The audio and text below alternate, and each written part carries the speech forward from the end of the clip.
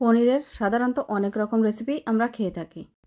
আজকে যে রেসিপিটা তৈরি করেছি এটাও অনেকে অনেকবার খেয়েছেন, কিন্তু আজকে আমি এই রেসিপিটা একদম সহজভাবে তৈরি করেছি।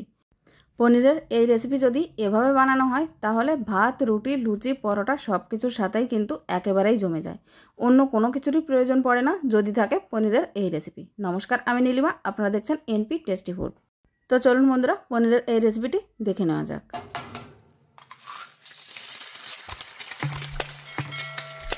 বন্ধুরা, আজকে পনির এই রেসিপি তৈরি করার জন্য আমি এখানে 750 গ্রামের মতো পনির নিয়ে নিয়েছি।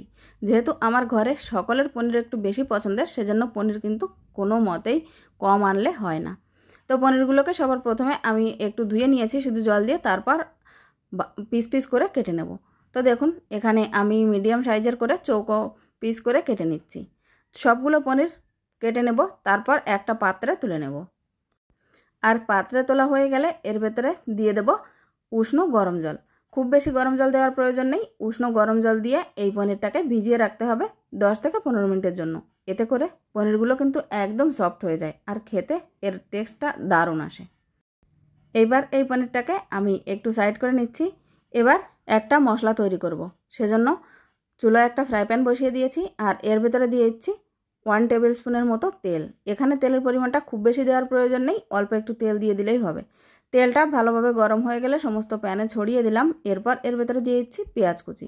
পেঁয়াজটাকে খুব বেশি মিহি করে কাটার প্রয়োজন নেই, বড় বড় থাকলেও কোনো অসুবিধে নেই। তো দেখুন, আমি এখানে বেশ কিছুটা পরিমাণ পেঁয়াজ নিয়ে নিয়েছি। পেঁয়াজটাকে এবার একটু ফ্রাই করে নেব। পেঁয়াজের কালারটা চেঞ্জ হয়ে গেলে এর ভেতরে দিয়ে দিচ্ছি বেশ কিছু পরিমাণ রসুন আর আদা, সাথে দিয়ে দিচ্ছি ঝালের জন্য কাঁচা লঙ্কা। এই পর্যায়ে শুকনো লঙ্কাটাও দিয়ে দিতে পারেন, তো আমার এখানে মনে ছিল না, যার কারণে আমি শুকনো লঙ্কাটা পরে দিয়ে দিয়েছি, সেটাও আমি আপনাদের অবশ্যই দেখাবো।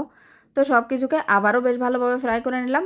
আর সব কিছু ভালোভাবে ফ্রাই হয়ে গেলে এর ভেতরে দিয়ে দিচ্ছি টমেটো কুচি। তো 750 গ্রাম পনিরের জন্য আমি এখানে 500 গ্রামের মতো টমেটো নিয়ে নিয়েছি। টমেটোটা বাকি সব উপকরণের সাথে বেশ ভালোভাবে ফ্রাই করে নিতে হবে। এর ভেতরে দিয়ে দিলাম 1 মুঠো পরিমাণ কাজু বাদাম আর দিয়ে দিচ্ছি চীনাবাদাম। তো এখানে চীনাবাদামের পরিবর্তে আপনারা 4 মগজও দিতে পারেন, তো আমার কাছে 4 মগজটা ছিল না, যার কারণে এই চীনাবাদাম আমি দিয়ে দিয়েছি। এইবার সব কিছু যাতে তাড়াতাড়ি সেদ্ধ হয়ে যায় সেজন্য দিয়ে দিচ্ছি স্বাদ মতো লবণ এবং কিছুটা পরিমাণ হলুদ দিয়ে দিলাম রঙের জন্য। এই পর্যায়ে শুকনো লঙ্কাগুলোও দিয়ে দিলাম। তো বন্ধুরা, সব কিছুকে বেশ ভালোভাবে একবার মিলিয়ে নেওয়ার পর ঢাকা চাপা দিয়ে টমেটোগুলো সম্পূর্ণ গলে যাওয়া পর্যন্ত অপেক্ষা করতে হবে। তো দেখুন, টমেটোগুলো যখন এরকমভাবে সম্পূর্ণ গলে যাবে তখন ভালোভাবে একবার মিলিয়ে নিতে হবে।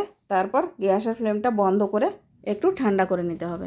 আর একবার যখন সমস্ত মশলাগুলো বেশ ভালোভাবে ঠান্ডা হয়ে যাবে তখন এখানে মশলাটাকে পেস্ট করে নিতে হবে। তো পেস্ট করার জন্য সবার প্রথমে আমি এখানে একটু হ্যান্ড ব্লেন্ড দিয়ে চেষ্টা করছিলাম, তো হ্যান্ড ব্লেন্ডার দিয়ে বেশ ভালোভাবে হচ্ছিল না, যার কারণে আমি এই মশলাগুলো একটা মিক্সিং জারে ট্রান্সফার করে নিয়েছি। তারপর এটাকে বেশ ভালোভাবে ব্লেন্ড করে নিয়েছি। বন্ধুরা, এখানে যদি চান তাহলে সমস্ত গুঁড়ো মশলাগুলোও কিন্তু দিয়ে দিতে পারেন এই মশলা ফ্রাই করার সময়, তাহলে গুঁড়ো মশলাটাও বেশ ভালোভাবে এই মিক্সিং জারের ভেতর আরও ব্লেন্ড করা হয়ে যায়, এতে করে এর টেস্টটা আরও বেশি ভালো আসে। তো যাই হোক, আমি মশলাটা পরেই ব্যবহার করেছি। সম্পূর্ণ মশলাটা মিক্সিং জারে দিয়ে দিলাম, দিয়ে এটার একটা পেস্ট তৈরি করে নিতে হবে স্মুথ করে।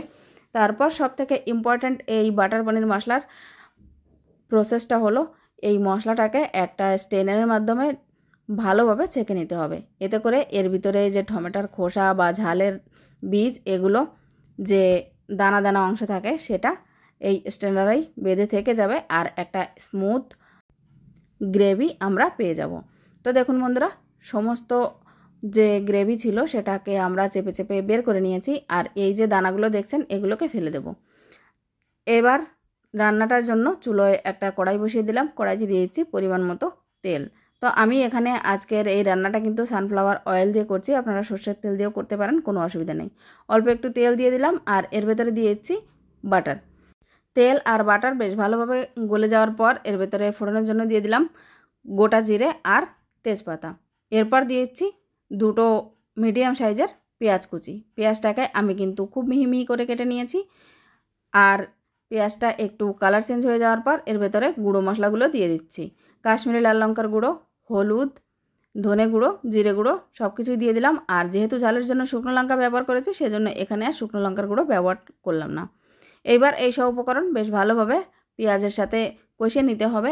আর সব কিছু ভালোভাবে কষিয়ে নেওয়া হয়ে গেলে এর ভেতরে দিয়ে দিতে হবে যে গ্রেভিটা আমরা করে রেখেছি, সেই গ্রেভিটাকেও কিন্তু বেশ ভালোভাবে কষিয়ে নিতে হবে যতক্ষণ না পর্যন্ত এর থেকে তেলটা উপরে উঠে আসছে। আর এই গ্রেভিটা দেওয়ার পর কিন্তু অবশ্যই নাড়তে থাকতে হবে, তা না হলে কাজু বাদাম আছে, এতে চীনাবাদামও আছে, যার কারণে নিচে থেকে লেগে যেতে পারে। তো দেখুন বন্ধুরা, সম্পূর্ণ গ্রেভিটাকে বেশ ভালোভাবে ফুটিয়ে নেওয়ার পর গ্রেভিটা যখন এভাবে কম হয়ে আসবে তখন এর ভিতরে দিয়ে দেবো পরিমাণ মতো জল। তো আমি প্যানে যে মশলা লেগেছিল আর মিক্সিতে যে মশলা লেগেছিল সেটা ধুয়ে জল দিয়ে দিলাম। তো পরিমাণ মতো জল দেওয়ার পর ঝোলটা ফুটে ওঠা পর্যন্ত অপেক্ষা করতে হবে। আর একবার এভাবে ঝোলটা ফুটে উঠলে এর ভেতরে আগে থেকে ভিজিয়ে রেখেছিলাম যে পনিরটা, সেটাকে তুলে দিয়ে দিতে হবে জল থেকে। পনির ভিজিয়ে রেখেছিলাম যে জল, সেই জলটা চাইলে কিন্তু এখানে গ্রেভিতে ব্যবহার করতে পারেন, কোনো অসুবিধা নেই, সেক্ষেত্রে টেস্টটা আরও বেশি ভালো আসে। তো বন্ধুরা, পনিরের সাথে গ্রেভিটাকে বেশ ভালোভাবে মিলিয়ে নিয়েছি, আবারও একবার ফুটে উঠতে দেব। আর এই পর্যায়ে অবশ্যই লবণটা চেক করে নিতে হবে। তো বন্ধুরা, ঢাকা চাপা দিয়ে গ্রেভিটাকে বেশ ভালোভাবে ফুটে উঠতে দিচ্ছি।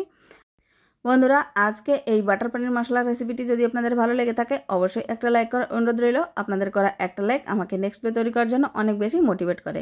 আর আজকের এই ভিডিওটা যদি আপনারা ইউটিউব থেকে দেখে থাকেন তাহলে চ্যানেলটিকে সাবস্ক্রাইব করার অনুরোধ রইল। আর সাথে পাশের বেল আইকনটা ক্লিক করে রাখবেন অবশ্যই নতুন ভিডিও পাওয়ার জন্য। আর যারা অলরেডি সাবস্ক্রাইব করে দিয়েছেন তাদেরকে জানাই অসংখ্য ধন্যবাদ, এভাবেই আমার পাশে থাকবেন। তো দেখুন বন্ধুরা, এখানে গ্রেভিটা বেশ ভালোভাবে ফুটিয়ে নিয়েছি। এইবার এই রান্নাটা ফিনিশ করার জন্য এখানে ব্যবহার করেছি কিছুটা পরিমাণ কাসুরি মেথি, হাত দিয়ে ক্র্যাশ করে দিয়ে দিলাম, অল্প একটু চিনি দিয়ে দিলাম, আর দিয়ে দিচ্ছি গরম মশলা পাউডার এবং ধনেপাতা কুচি। সব কিছুকে গ্রেভির সাথে আবারও একবার ভালোভাবে মিলিয়ে নেব, তারপর গ্যাসের ফ্লেমটা বন্ধ করে দেব। এইবার গরম গরম সার্ভ করে নিতে হবে। বন্ধুরা, এখানে যদি ক্রিম থাকে তাহলে ক্রিম দিয়েও রান্নাটা ফিনিশ করতে পারেন। তো আজকে আমার কাছে ক্রিমটা ছিল না, যার কারণে আমি ক্রিমটা দিইনি। আর বাটার থাকলে অবশ্যই একটু বাটার দিয়ে দেবেন। তো দেখুন, আমি একটা পাত্রে সার্ভ করে নিচ্ছি।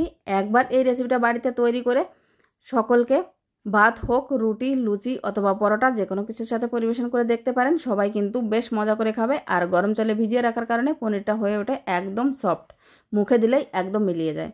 তো যেহেতু আমার কাছে বাটারটাও শেষ হয়ে গেছিলো, যেটুকু বাটার ছিল আমি প্রথমেই ইউজ করে ফেলেছি, সেজন্য এখানে আমি একটু ঘি দিয়ে দিলাম আর আরও একটু ধনেপাতা কুচি দিয়ে দিচ্ছি। তো বন্ধুরা, আজকের রেসিপিটা দেখতে কেমন হয়েছে কমেন্টের মাধ্যমে জানাতে ভুলবেন না।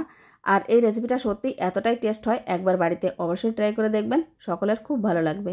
বন্ধুরা, আজকের মতো ভিডিওটা তাহলে আমি এখানেই শেষ করতে চলেছি। আবারও ফিরে আসবো একটা নতুন রেসিপি নিয়ে। ততক্ষণ পর্যন্ত সবাই খুব ভালো থাকবেন, সুস্থ থাকবেন। ভিডিওটি ধৈর্য ধরে শেষ পর্যন্ত দেখার জন্য আপনাদের সবাইকে অনেক অনেক ধন্যবাদ। নমস্কার।